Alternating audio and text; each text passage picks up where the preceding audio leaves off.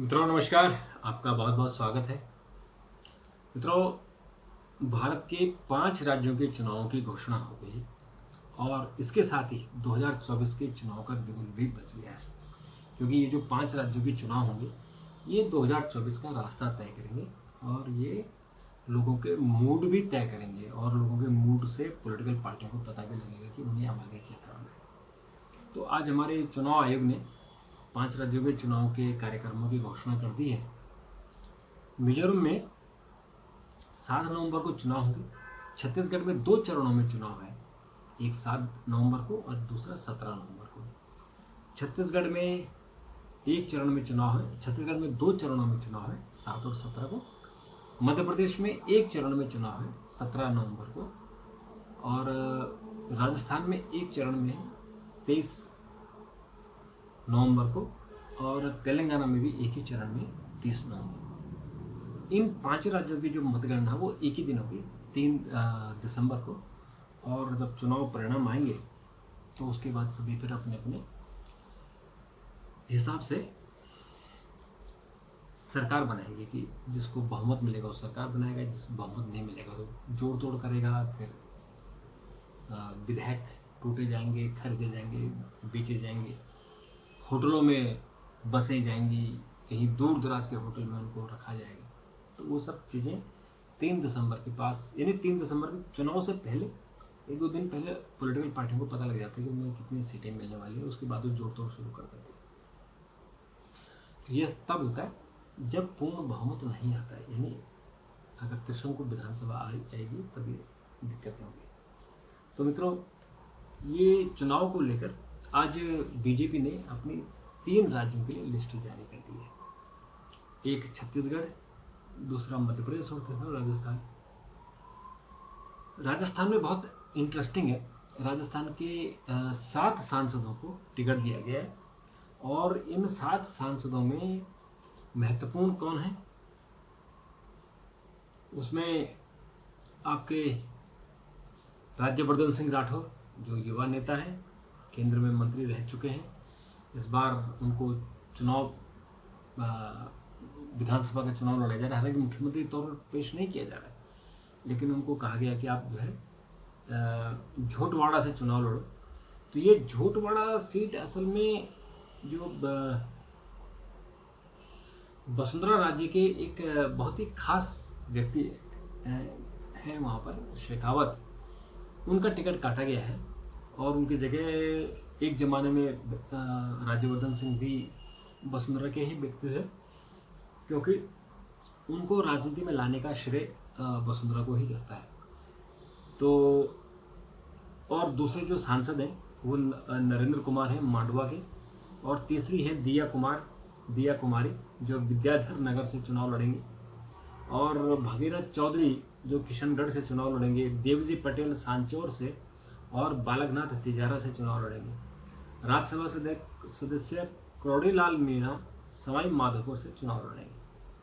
तो मध्य प्रदेश और छत्तीसगढ़ के लिए भी एक सूची जारी की है और शिवराज सिंह चौहान बुधनी से चुनाव लड़ेंगे जो विदिशा के क्षेत्र में आती है।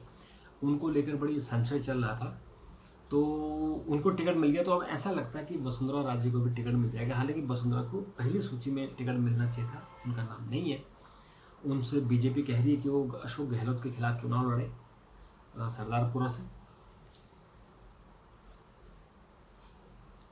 लेकिन वो इसके लिए तैयार नहीं है। वो अपना जो झालावाड़, जो उनके झालावाड़ सीट है वहाँ से चुनाव लड़ना चाहती है। तो अब जो दूसरी लिस्ट आएगी तो उसमें तय होगा कि उनका चुनाव वो कहाँ से, कौन से सीट से बीजेपी इनको चुनाव लड़ाती है, क्योंकि बीजेपी कहती है कि ये पार्टी तय करेगी कि किसको कहाँ चुनाव लड़ना है, इंडिविजुअल नहीं। और छत्तीसगढ़ के भी आज 64 उम्मीदवारों की सूची जारी हुई है और इसमें रमन सिंह को टिकट दिया गया है जो राजनांद गांव है और उनकी पुरानी सीट है, वो वहाँ से उनको टिकट मिला है।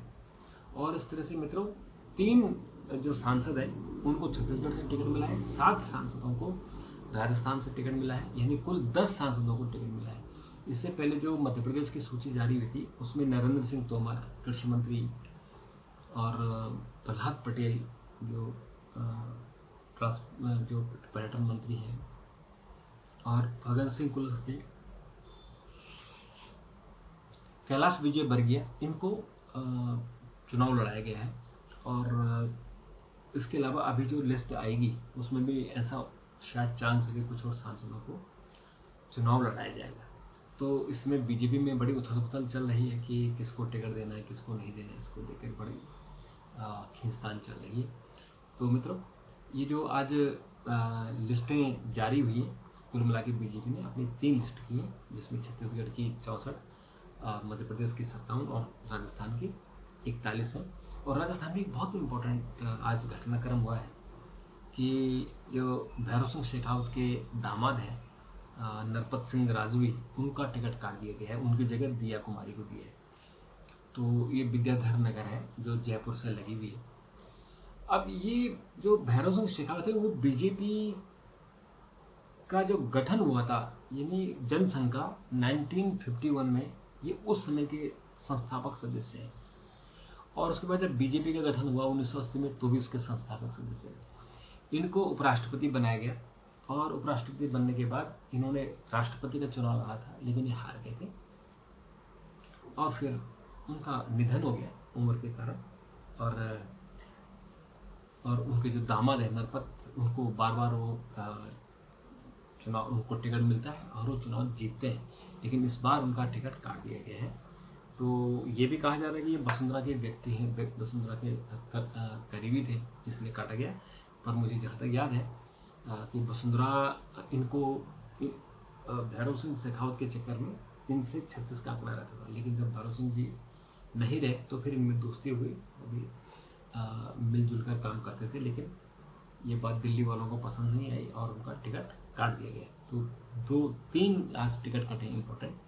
तो देखते हैं कि उसमें वसुंधरा का क्या रुख रहता है, क्योंकि वसुंधरा का खुद ही उन्हें अभी टिकट उनका फाइनल नहीं हुआ है। और मित्रों, इसके अलावा जो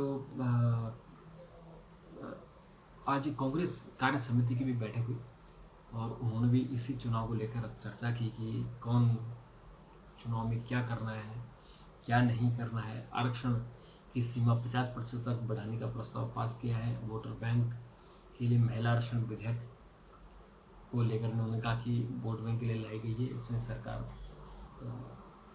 इसमें कमिटमेंट नहीं है। और दूसरा उन्होंने कहा कि जातिगत कांग्रेस ने जो प्रस्ताव पास किया उसमें कहा कि जातिगत जनगणना होनी चाहिए। हालांकि देखिए, इस देश का कितना दुर्भाग्य है कि आज़ादी के 75 साल बाद हम वापस जाति की जो दलदल है, भारत का जो जातीय दलदल, जिसके कारण हम कहते हैं कि इस देश में अन्याय हुआ, और जो दलित हैं, पिछड़े हैं, उनके साथ अन्याय हुआ। और जैसे वो जाति से ऊपर उठ रहे हैं, वैसे पॉलिटिकल पार्टी फिर उनको जाति में धकेल दे रहे हैं। बड़ा दुर्भाग्य है। नीतीश कुमार ने काम किया है, और कांग्रेस भी उनको उनके पक्षों पर चल रही है, और भी पॉलिटिकल पार्टी है। तो मित्रों, ये तो है, हो गई पॉलिटिकल बातें, क्योंकि बहुत इम्पोर्टेंट थी, और आज 5 राज्यों के चुनाव को लेकर इम्पोर्टेंट बात है। इसके अलावा मित्रों, इजराइल ने गाज़ा पट्टी पर हमले तेज़ कर दिए हैं, और जो फिल्में आ रही हैं, जो वीडियो आ रहे हैं, बहुत दुखद, बहुत ही दर्दनाक आ रहे हैं। जो हमास के आतंकवादी, वो कैसे बच्चों को और महिलाओं के साथ दुर्व्यवहार कर रहे हैं, कैसे क्रूरता कर रहे हैं। और आज इजराइल ने बहुत ज़बरदस्त तरीके से हमला किया है, और आतंकवादियों की तलाश में उन्होंने बहुत काफ़ी नुकसान हुआ है फ़िलिस्तीन को, और फ़िलिस्तीन की अनेक बिल्डिंगें ढह गई। और फिलहाल शांति का कोई दूर तक शांति नज़र नहीं आ रही, क्योंकि फ़िलिस्तीन को जो अरब देश के लोग हैं वो सपोर्ट कर रहे हैं, और इजराइल को अमेरिका जैसा सशक्त देश सपोर्ट कर रहा है। तो इसका कितने दिनों में हल निकलेगा, कब तक शांति होगी, तब तक देखते हैं कि इसमें कहाँ हम लोग जाते हैं। तो मित्रों, ये तो हुई आज की बात, और हम आगे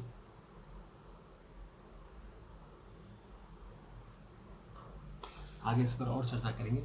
और जैसे जैसे हमारे पास इन्फॉर्मेशन आएगी, मैं आपको रोज़ इस बारे में अवगत कराऊंगा। तब तक के लिए नमस्कार, थैंक यू, धन्यवाद।